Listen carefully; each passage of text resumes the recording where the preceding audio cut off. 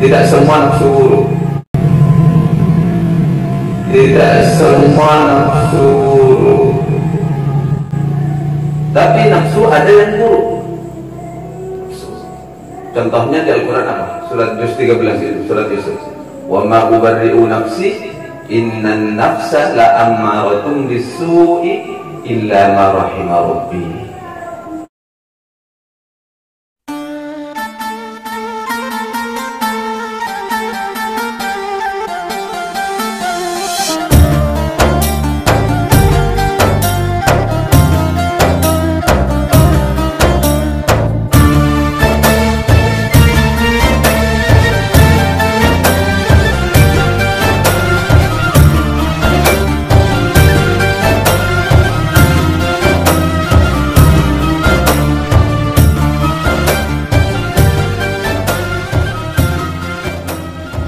Assalamualaikum warahmatullahi wabarakatuh.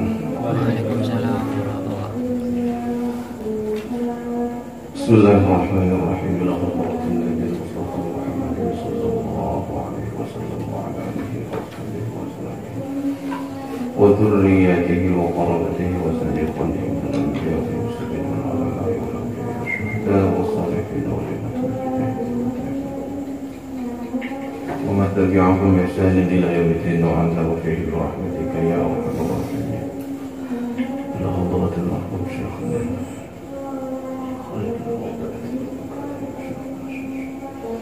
شيخ شمس العارفين بن محمد شيخنا شمس العارفين شيخنا محمد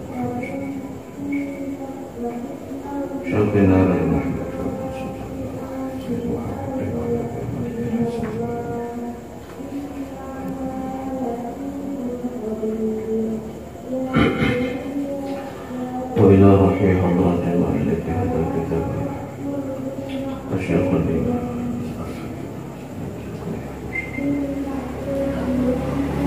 وصلهم وقرائهم سبيل إليهم ويعيد علينا من بركاتهم وبركة علومهم وسرهم وصلاتهم ويمطر علينا غيث كراماتهم الفاتحة.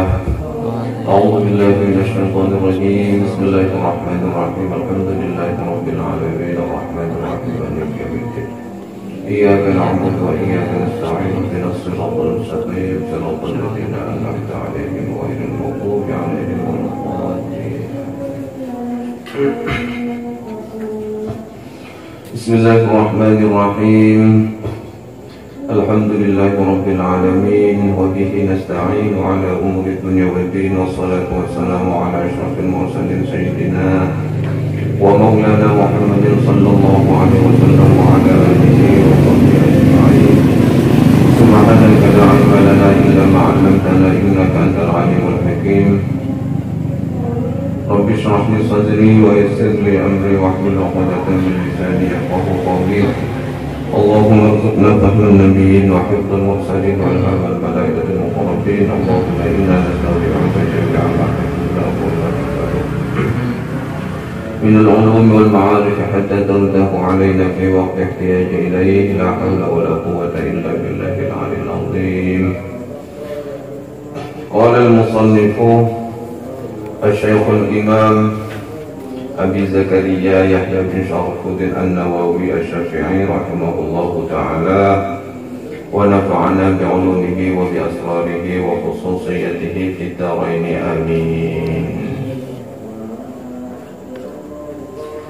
Bismillahirrahmanirrahim. Kita masih melanjutkan bab yang keempat, yaitu tentang adab-adab seorang muallim, guru, khususnya mu'allimul Quran, orang yang mengajar Al-Quran dan orang yang belajar Al-Quran. Jadi pembahasan sebelumnya penekanannya kepada keduanya harus memiliki tujuan atau niat antara mu'allim dan muta'allim, harus sama-sama memiliki niat ikhlas karena Allah Subhanahu wa ta'ala. penekanannya harus sama-sama memiliki keikhlasan, baik mengajar ataupun di saat belajar. Kita lanjutkan. Wa an Sahlit Tustari, dan dari Sahal At-Tustari rahimahullahu ta'ala, qala telah berkata, nadhara al-Aqyasu fi tafsir al-Ikhlas falam yajidu ghaira hadha. Nadhara telah menganalisa, telah mencari perbandingan, ya, menganalisa. Al-Aqyasu, siapa orang-orang yang cerdas, fi tafsiril Ikhlas, di dalam menafsiri surat Al-Ikhlas. Tahu surat Al-Ikhlas? Qulhu. Atau maksud di sini menafsiri bukan surat Al-Ikhlas, tapi ikhlas itu sendiri itu ditafsiri seperti apa? Ada yang berpendapat seperti itu. Ikhlas itu tafsirannya apa? Ada yang juga berpendapat tafsirnya surat Al-Ikhlas. Ini kok namanya Al-Ikhlas tapi bacaannya tidak ada ikhlasnya di dalamnya. Jadi orang-orang cerdas, orang-orang zaman dahulu, bahkan sampai sekarang, senantiasa menafsiri surat Al-Ikhlas itu falam yajidu ghaira hadza. Falam yajidu, mereka tidak pernah menemukan ghaira hadza, selain ini. Selain ini apa? Yaitu an takuna harakatuhu wa sukunuhu fi sirrihi wa alaniyatihi lillahi ta'ala wahdah.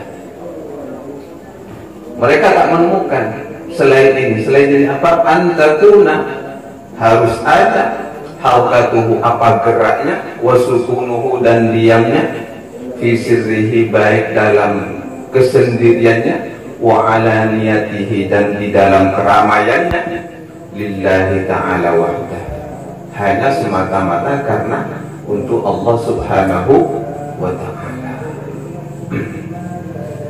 Jadi semua sepakat, rata-rata orang yang cerdas menafsiri Al-Ikhlas itu sepakat. Orang ikhlas itu baik diamnya, geraknya, sendiriannya, atau di dalam keramaiannya, itu setiap perbuatannya lillahi ta'ala. La yumazijuhu, yang tidak mencampurihu kepadanya, kepada orang yang memiliki apa? Keikhlasan. Syai'un, sedikit pun, la nafsu, tidak pula nafsu, wala hawa, juga ya sama hawa nafsu, cuma perbedaan tingkatannya kan beda. Wala hawa, dan juga bukan pula hawa, wala dunya, bukan juga dunia. La yumaziduhu, yang tidak mencampuri ke dalam orang yang, ke dalam hatinya orang yang ikhlas itu, syai'un, sedikit pun, nafsun, hawa, dunia. Jadi tidak tercampuri oleh nafsu. Hawa, keinginan. Ini hawa ya keinginan. Keinginan yang tidak baik maksudnya. Kalau nafsu bisa jadi keinginan itu menjadi keinginan baik dan keinginan yang tidak baik. Kalau nafsu kan masih bisa ditoleransi. Contohnya kan kalian ingin makan, ada nafsu makan. Jadi nafsu tidak serta-merta buruk, tapi ada nafsu yang buruk. Kalau hawa sudah pasti buruk, keinginan itu sesuatu keinginan yang buruk. Wala dunia, dan juga demikian pula dunia. Kalau nafsu itu tidak serta-merta buruk, nafsu itu ada maratibnya, ada tingkatannya. Ada 7 tingkatan di dalam nafsu itu. Mulai dari nafsu ammarah, nafsu lawamah, nafsu mulhamah, kan begitu. Yang terakhir nafsu radiyah, nafsu marudiyah. Tidak semua nafsu buruk, tapi nafsu ada yang buruk. Contohnya di Al-Quran apa? Surat Yusuf 13 itu, surat Yusuf. Wa ma ubarri'u nafsi innan nafsa la ammaratun bis-su'i illa ma rahima rabbi. Wa ma ubarri'u nafsi, aku tidak condong pada nafsuku, kata Nabi Yusuf waktu itu. Aku tidak mengikuti hawa nafsuku. Karena apa? Innan nafsa, karena sesungguhnya nafsu itu la ammaratun bis-su', karena lebih mencondongkan kepada perbuatan buruk. Ada nafsu yang tak mencondongkan ke perbuatan buruk illa ma rahima rabbi, kecuali nafsu yang sudah mendapatkan rahmat dari Allah. Sehingga nafsu yang biasanya mendapat rahmat dari Allah di surat Al-Fajr, itu dijelaskan dia ayat Tuhan an-nafsul mutmainnah, itu disebut dengan nafsu mutmainnah, nafsu yang sudah tenang, yang sudah terkendali. Sehingga kalau nafsunya sudah terkendali, orang itu biasanya ikhlas di dalam menjalankan perintah-perintah Allah Subhanahu wa ta'ala. Kalau sudah ikhlas menjalankan perintahnya Allah, maka dia akan masuk fadkhuli fi ibadi wadkhuli jannati, masuk ke dalam golongan hamba-hamba Allah yang betul murni-murni, semurni-murninya hamba Allah. Sehingga kalau sudah masuk dalam golongannya Allah, hamba Allah yang terpilih, ya pasti masuk surga. Wa dukhuli jannati, maka masuklah kalian ke surga, kata Allah.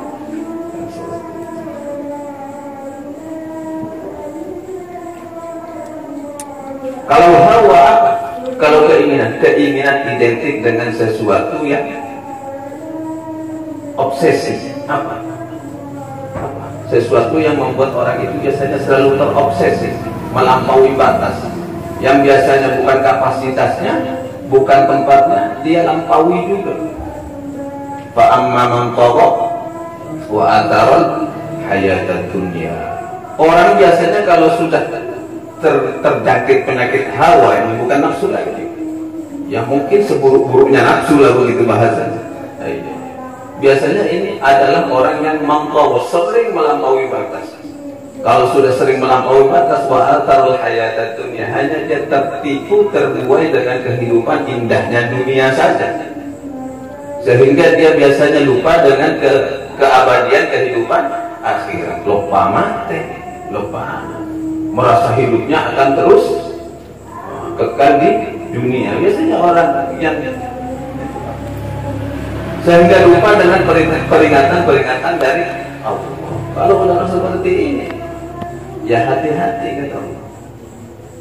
Apa konsekuensinya? Fa innal jahima hiya ma'wa, maka neraka jahanamlah yang pantas menjadi tempatnya. Beda sudah kalau sudah ayat selanjutnya, wa amma man khaufa maqama rabbih wa nahan nafsa 'anil hawa. Ada ayatnya. Wa amma, dan adapun orang-orang, wa amma, dan adapun man orang-orang khaufa, yang takut maqama rabbih, kepada kekuasaan Allah, wa nahan, dan mampu menahan an-nafsa, kepada nafsunya, anil hawa, dari godaan-godaan obsesi-obsesi yang ada. Karena nafsu itu gandengannya pakai tak, hawa, keinginan-keinginan. Nah, ini sudah satu paket. Ini kalau sudah nafsu sudah dimasuki hawa, ya sudah nafsunya juga nafsu ammarah. Tapi bagi orang yang sudah mampu menahan ini semua, wa nahan nafsa 'anil hawa, apa balasan Allah janji? Fa innal jannata hiya ma'wa, maka surga lah yang pantas menjadi tempatnya. Kenapa justru begini? Ya, apa justru kenapa tidak diamalkan?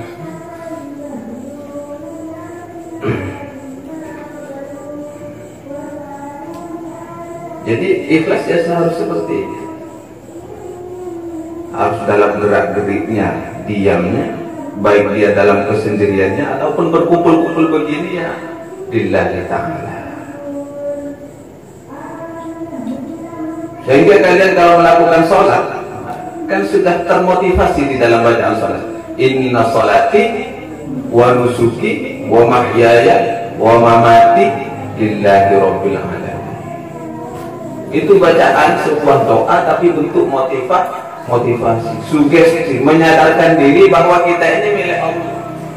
Jadi setiap persembahan apapun yang kita lakukan itu persembahkan untuk Allah, untuk Allah. Kalau di dalam surat apa? Itu juz 8 itu, surat apa namanya? Qul inna sholati, kan ada juga bacanya di akhir surat itu. Al-A'raf ya. Al-A'raf bukan, sebelum Al-A'raf Al-An'am itu. Sekali-kali harus kalian hafal surat. Jadi kalau ditanya ini surat apa Ustaz? Oh saya tidak hafal suratnya, saya cuma hafal ayatnya. Ini ayat berapa Ustaz? Oh saya tidak tahu ayatnya, tidak hafal nomor ayatnya. Yang jelas saya hafal Quran aja. Jadi untuk ngeles bisa aja kan? Untuk ngeles, cari alasan. Ini surat apa? Oh saya tidak sempat memikirkan nama suratnya. Iya, karena yang saya hafalkan ayatnya. Lah ini ayat keberapa? Oh saya tidak nomornya, tidak saya tahu. Yang penting tujuan saya menghafal Al-Quran saja kan? Tapi bisa jadi ilmu, nggak mau kau orang yang nanya sama orang ditanyakan kan bisa jadi jawaban. Bisa jadi jawaban. Qul katakanlah Muhammad, kata Allah itu, inna sholati, sesungguhnya sholatku, wa nusuki, semua bentuk ibadahku. Sholat kan mutlak, artinya sholat ini kan apa? Ada bentuk perbuatan. Sholat jelas ya, sholat. Wa nusuki, semua bentuk ibadah secara kemutlakannya, secara keumumannya. Wa mahyaya, bahkan baik hidupku, wa mamati, dan matiku, lillahi rabbil alamin. Kalau kalian terbiasa di dalam sholat mensugestikan diri seperti itu, maka kalian itu dalam kehidupan akan tenang. Wa mahyaya, hidupku, karena yang mengatur kehidupan itu Allah. Ayah. Jadi tak perlu takut lapar kan? Ayah. Kalau memang kalian sudah tersugesti di dalam jiwanya itu bahwa Allah penguasa kalian, penguasa alam, pasti semuanya akan terpenuhi. Kenapa seperti itu? Karena sifatnya Allah Ar-Rahman Ar-Rahim, pasti terpenuhi semua. Kan cuma tinggal masalah keyakinan saja. Keyakinan, iktikadnya kalian kepada Allah. Hanya gara-gara tak punya uang, khawatir takut tak makan, kan itu yang menjadi. Berarti kan sandarnya kepada Allah belum bulat, belum iktikadnya kepada Allah belum sepenuhnya. Uang menipis, tinggal 5.000. Sedangkan pokok surya berapa sekarang harganya? Pokok surya, 17.000. Ini secara logikanya gitu. Secara logikanya tak cukup untuk beli rokok satu bungkus. Karena kalian menyandarkan semua kemampuan itu kepada uang. Tapi kalau kalian mengembalikan kepada Allah, apa yang mustahil bagi Allah? Apa yang mustahil bagi Allah? Tidak ada yang mustahil kan bagi Allah. Semua serba kejutan itu. Kalau kalian meyakini bahwa lillahi rabbil alamin. Kalian punya uang 2.000, sedangkan harga nasi sekarang satu bungkus anggaplah 5.000. Secara logikanya memang tak mampu, karena kalian berpatokan kepada uang. Patokannya kan kepada uang, bukan kepada Allah. Seandainya kalian menyandarkan itu kepada Allah, bukan kepada uang, dan itu pun pasti tercukupi. Kan logikanya seperti itu. Harus menyandarkan semuanya kepada Allah. Oh, hidup Allah semua ngatur. Iya kan? Kehidupan ini. Sebaliknya wa mamati, dan juga kematian pun urusan Allah. Tekak boleh juga tak usah buat takut. Ingat saja.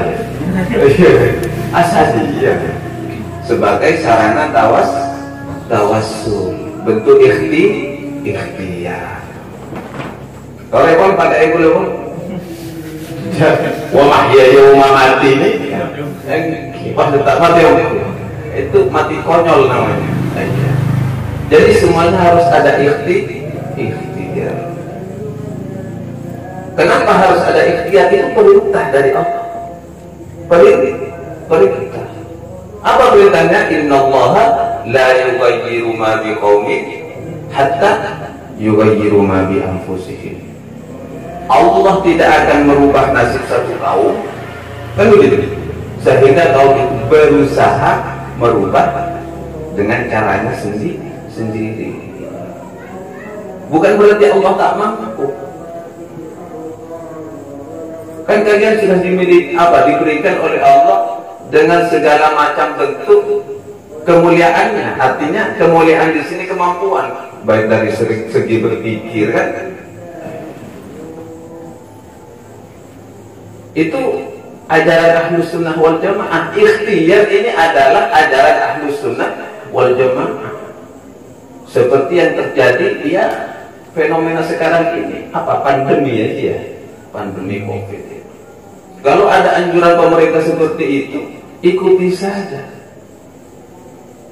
Ikuti. Wah, masa orang mau sholat Jumat kok dilarang? Bukan dilarang. Bukan dilarang. Kalian kan hanya tak tahu hukumnya. Itu saja kan. Kalian kan tak tahu hukumnya. Seharusnya pun tanpa ada pandemi seperti ini, kalau kalian tahu hukumnya kan nakal kalian mau Jumatan ini.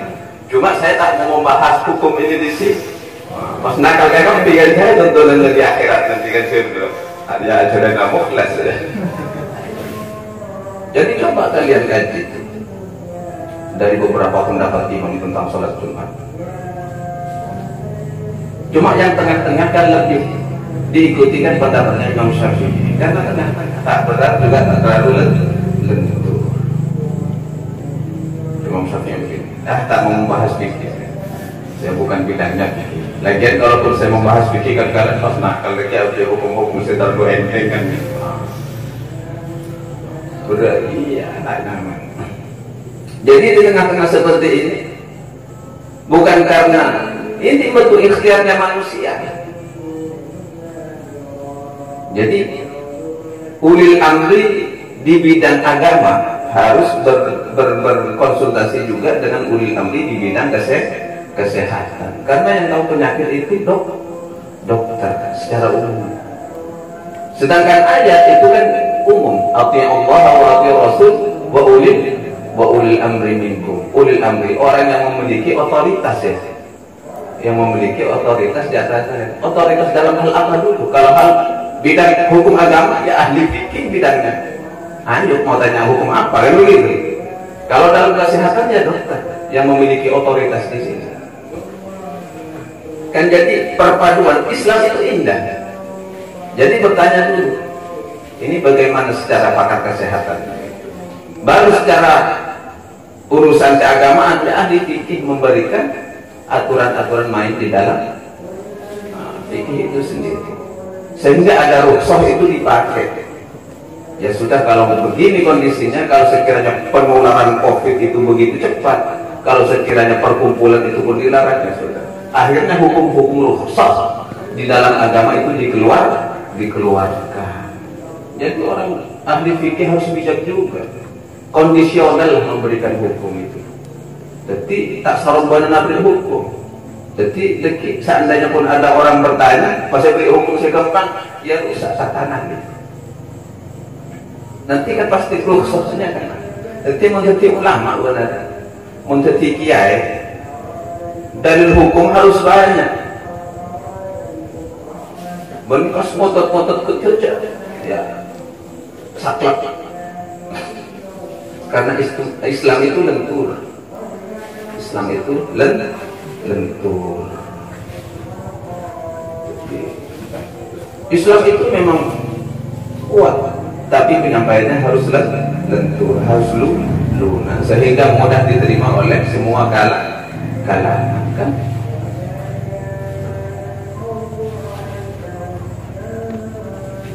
Jadi harus ikuti fatwa sudah.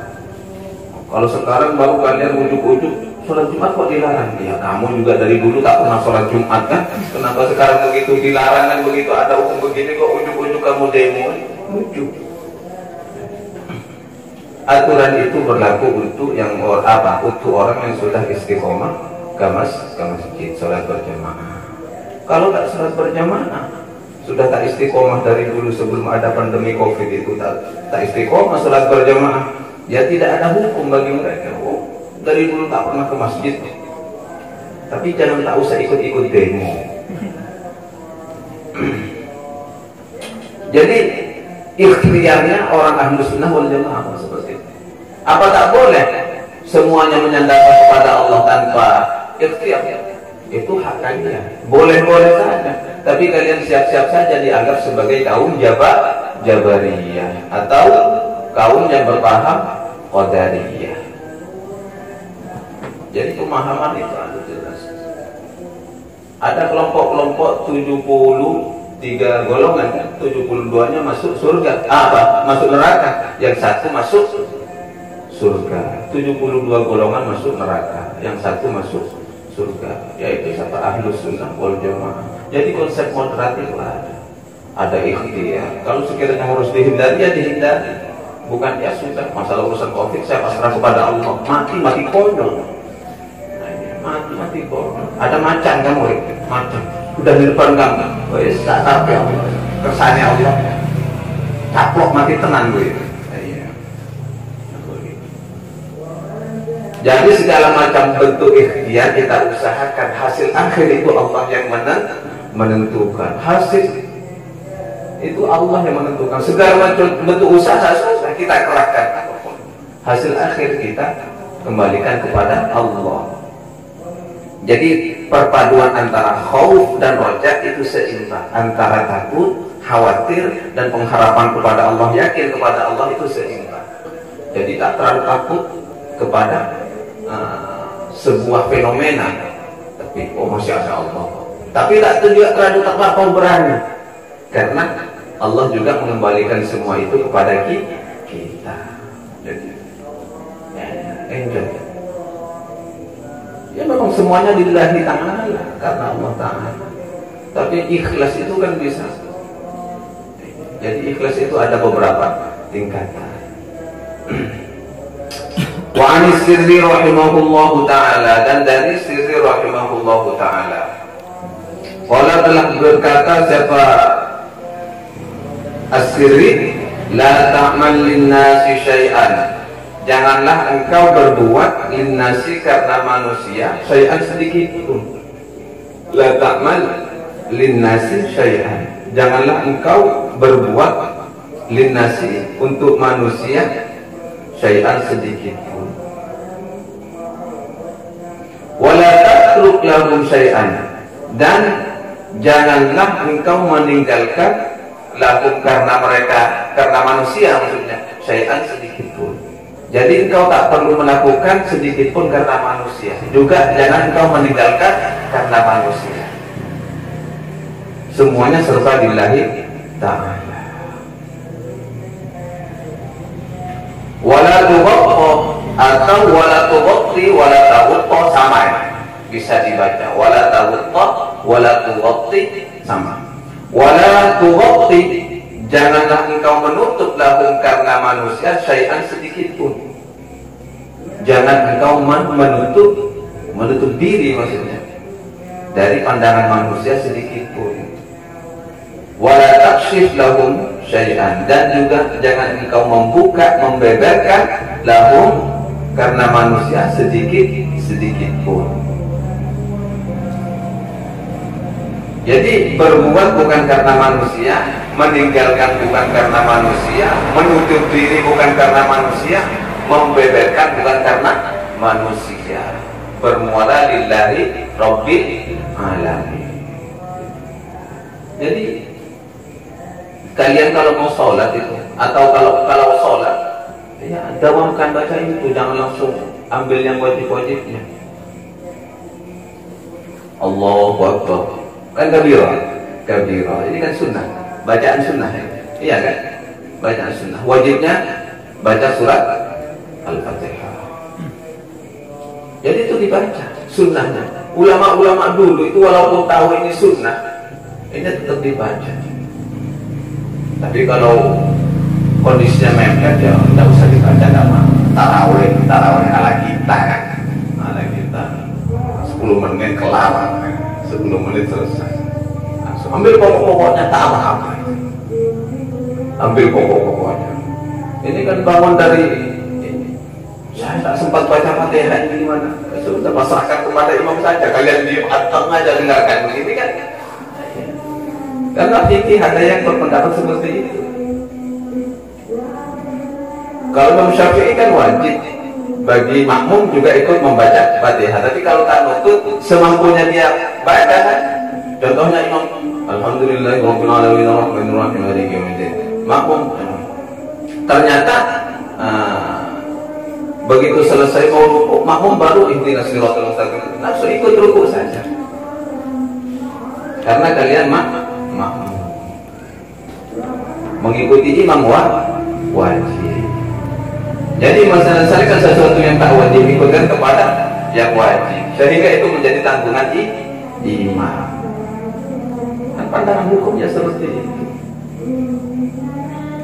Ini kok cepat banget, Allahu Akbar, Allahu Akbar, Allahu Akbar. Ya tidak usah. Bacaan tasbih itu tidak harus subhanallah, subhanallah rabbiyal azim atau subhana rabbiyal a'la. Ya sependek-pendeknya satu kali subhana rabbiyal azim wa bihamdihi. Subhana rabbil a'la. Ada yang lebih banyak, subhanallah, subhanallah, subhanallah. Jadi kalau terlalu cepat kesannya lucu juga. Sami Allahu liman hamidah seharusnya seperti itu, sami Allahu akbar. Iya. Jadi yang penting ada tumakninah. Dan kalau mau tidak kalian tak usah tinggi-tinggi, biasanya sholat cepat kan? Kalau di sini umumnya sholat cepat. Sami Allahu liman hamidah tak usah. Angkat sebagai isyarat saja, sami Allahu liman hamidah, di bawah. Sami Allahu liman hamidah. Sehingga di saat kalian mau sujud itu tak mengurangi tumakninah di saat jam sebentar melepaskan tangan. Kalau sami Allahu liman hamidah langsung tidak ada tumakninah. Sami Allahu liman hamidah. Tak usah. Caranya seperti itu. Yang penting ada gerak. Tapi kalau terlalu cepat kan seperti itu tadi. Sami Allahu Akbar, langsung karena Sami Allahu Akbar, subhanallah, Sami Allah, Allahu Akbar, subhanallah, Rabbil Fadli, Allahu Akbar. Sehingga di tahiyat itu begitu selesai, bukan at-tahiyat. Kalau dibaca ulutnya suwen, kelamaan. Karena itu bagian sunnahnya. Wong dalam fikih itu anjurannya tasyahud. Coba baca sudah kita fikih itu. Membaca tasyahud, terus membaca sholawat itu yang wajib di tahiyat akhir. Apa tasyahud? Asyhadu an la ilaha illallah wa asyhadu anna Muhammadar Rasulullah. Allahumma shalli ala Muhammad atau Allahumma shalli ala sayyidina Muhammad. Assalamualaikum. Asyhadu an la ilaha illallah wa asyhadu anna Muhammadar Rasulullah. Beres. Iya, 7 menit terlampaui. Tapi seafdol-afdolnya sholat kan yang tumakninahnya bagus, yang anteng. Maksudnya tumakninah itu anteng. Kalau begini kan mos-mosan juga. Apalagi kondisi lapar. Bukanya cuma buka air putih sama tajil, langsung hilang tenaganya. Ya karena porsir.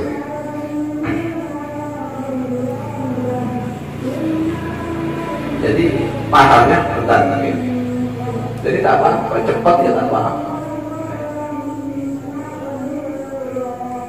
Yang dianggap pencuri, ada hadis kalian jangan jadi pencuri di dalam sholat. Artinya pencuri di dalam sholat itu tidak memakai ketumakninahan di dalam sholat. Itu nyolong jenenge. Kata Rasulullah ya seperti itu. Mencuri. Ya tapi yang standar sholat tarawih itu ya 15 menit setengah jam. Kalau 7 menit ya aduh, saya kan ngebayangkan sendiri puyeng ini standar.